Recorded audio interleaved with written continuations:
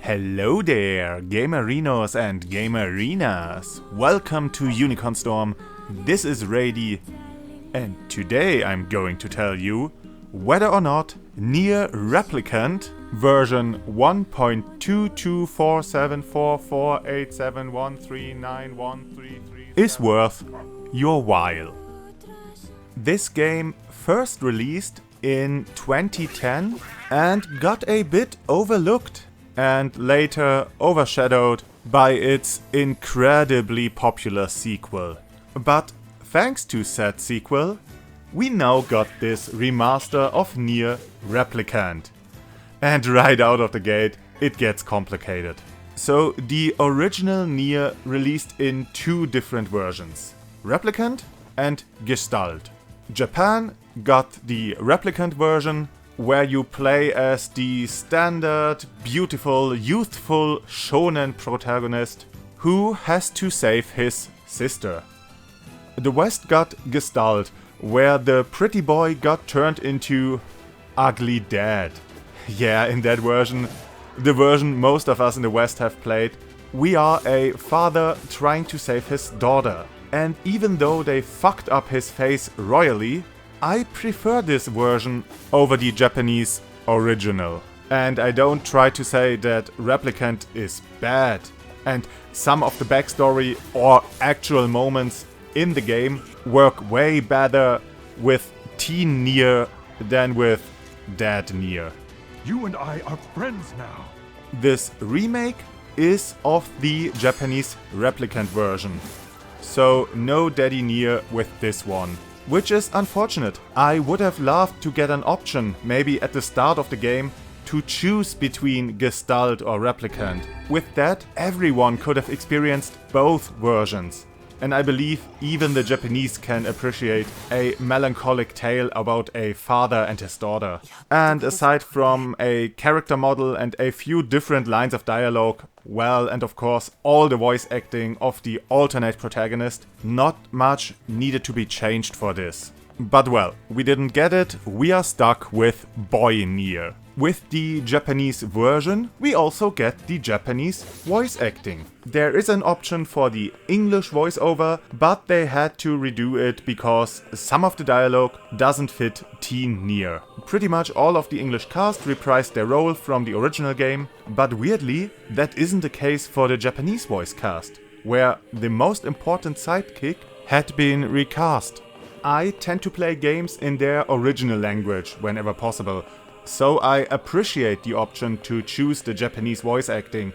But god damn it, this time they really went too far with the little girl voice of Nier's sister.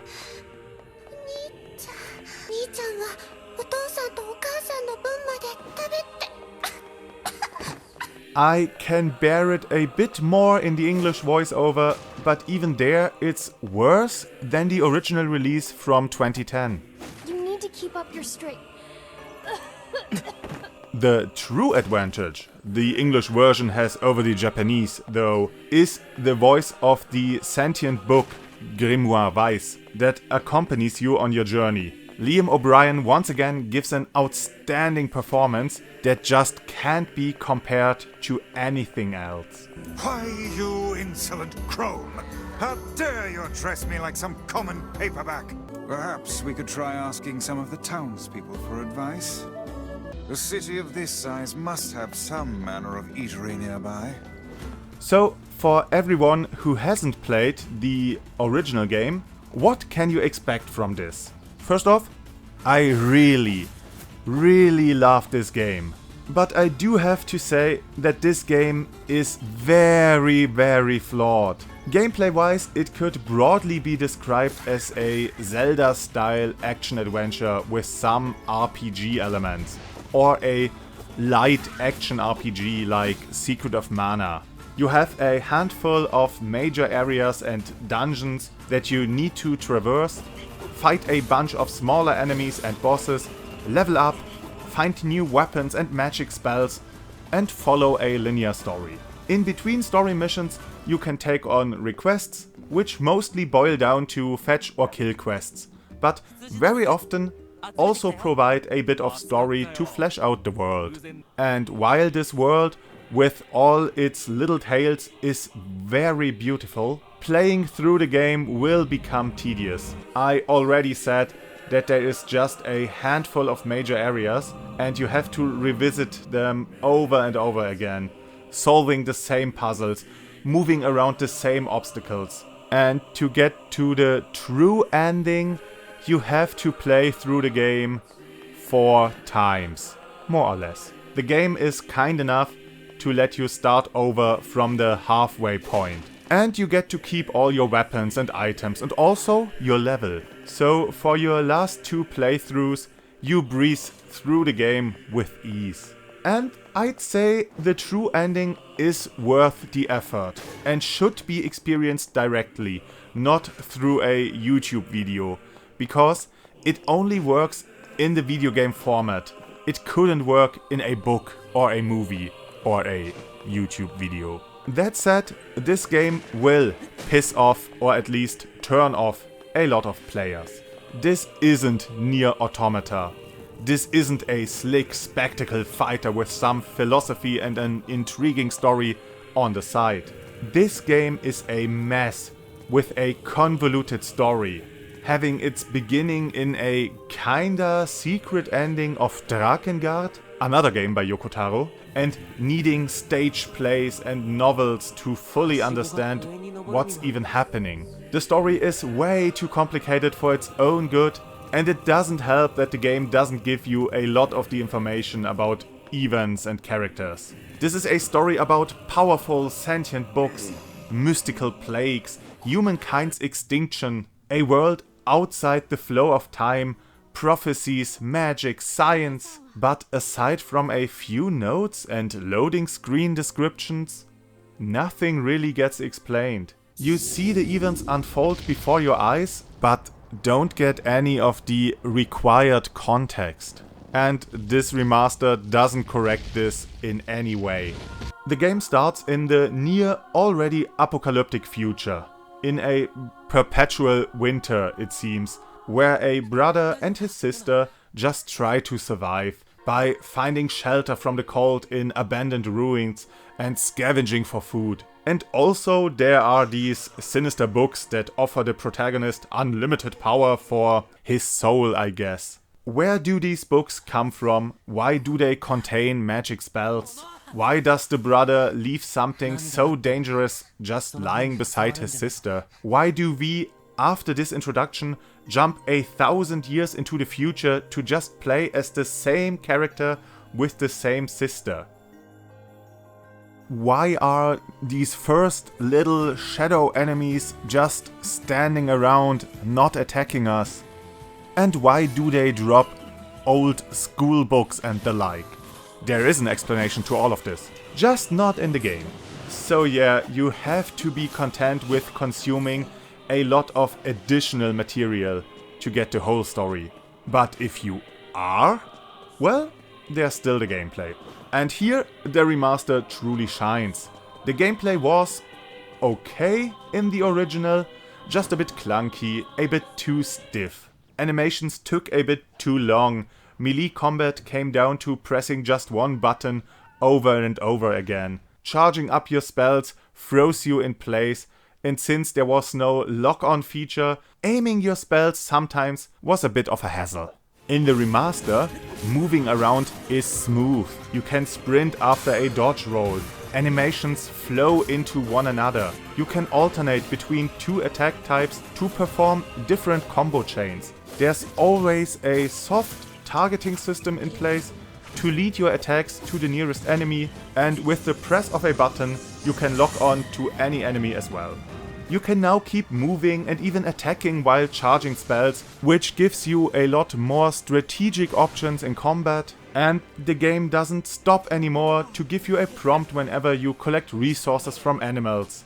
In the original, whenever you jumped down from a high place, your character landed flat on his ass. Now you get a super cool anime landing.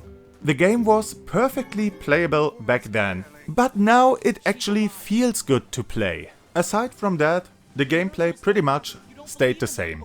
You still have a third-person action-adventure for the most part, but then and again, the perspective or gameplay style will change into a side-scroller, or an overhead or even isometric dungeon crawler, or a bullet hell shooter, or a survival horror game, or a text adventure. If nothing else, the game keeps you on your toes, gameplay-wise. The thing pretty much everyone agreed on, whether they loved or hated the game, was that Nier's soundtrack was just amazing. The game wasn't afraid to use strong melodies or even lyrics outside of cutscenes in normal gameplay areas. Even though at times you'd hear the music loop again and again and again, but since the songs were that good, at least I didn't really mind. I'd go that far and say that the soundtrack was by far the best part of the game. And well, they kept the overall soundtrack intact with this remaster, but used different arrangements of the iconic songs. The music is still awesome, but you might spot or hear the differences if you played the original game.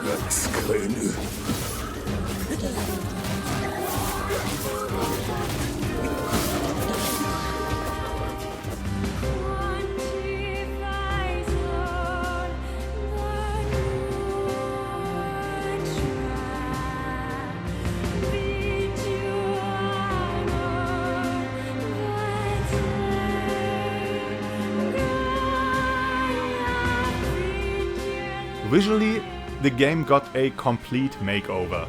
The actual topography is still the same, but pretty much every texture got reworked. There's more foliage on the ground, some objects got replaced, and the world overall looks more alive and detailed. Character models seem to profit the most from this remaster. I'd say they're the greatest visual improvement.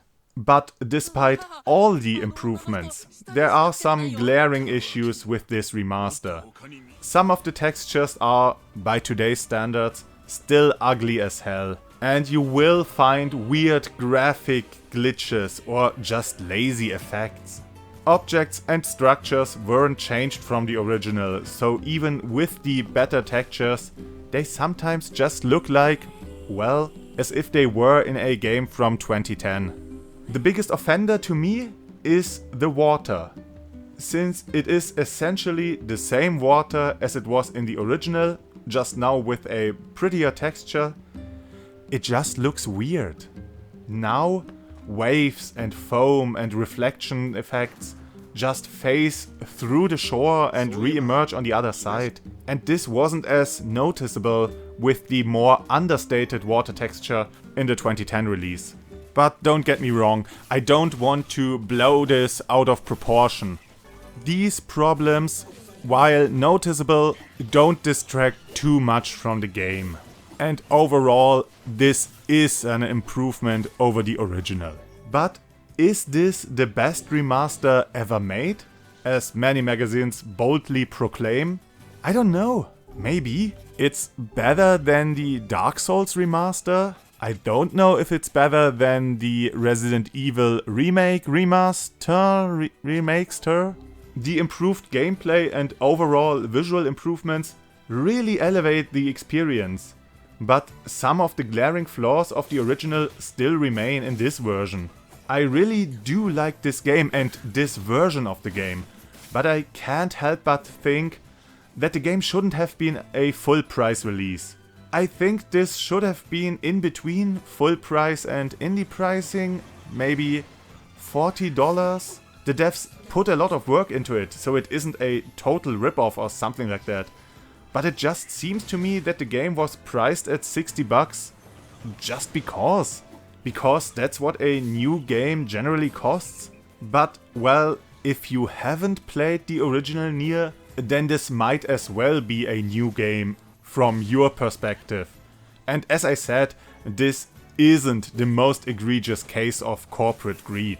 So yeah, I do recommend this game. And I'm happy that it now gets more recognition than it got back when it first released. Just don't expect anything like Automata from it. The game is weird and beautiful and crazy, and it's full of creative concepts and ideas. It just appears to be a bit more art than craft. And this game is absolutely not for everyone. Nier Automata wasn't a game for everyone, and this game is likely to satisfy even less people. But if you can get into it, then you might just fall in love with this game, with all the flaws and weirdness and everything. And with that, I bid you adieu. Have a great day, that's it from Rady, and I hope to see you again on the next game.